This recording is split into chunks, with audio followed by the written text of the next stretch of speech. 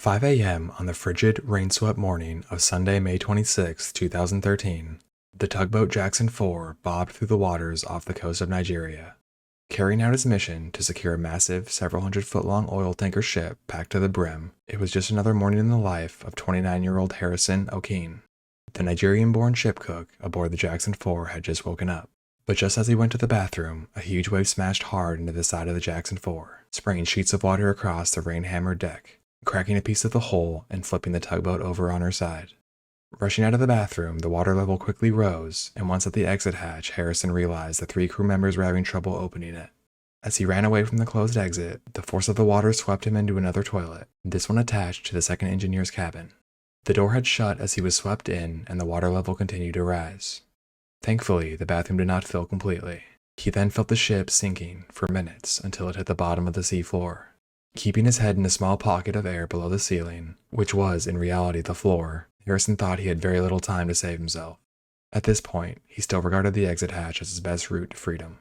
When he opened the door and entered the second engineer's cabin, the corridors were full of water. There were no other air pockets, and he did not have enough air to work away at the exit for long.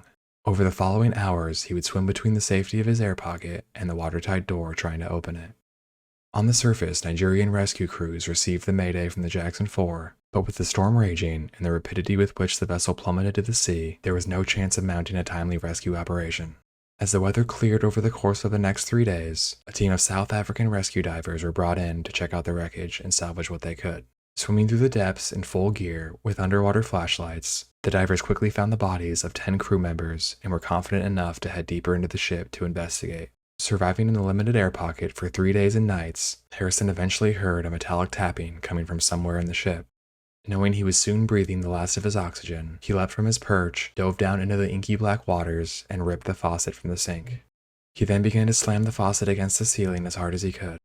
Minutes later, he saw a flashlight head down the hallway, and he frantically signaled for them as he felt a wave of relief. At 7:30 p.m. on May 28th, 62 hours after his boat flipped, Harrison Okene, exhausted, starving, and dangerously dehydrated, was equipped with diving gear and an oxygen tank. He then used the last ounces of strength to swim out of the wreckage, and he was finally rescued.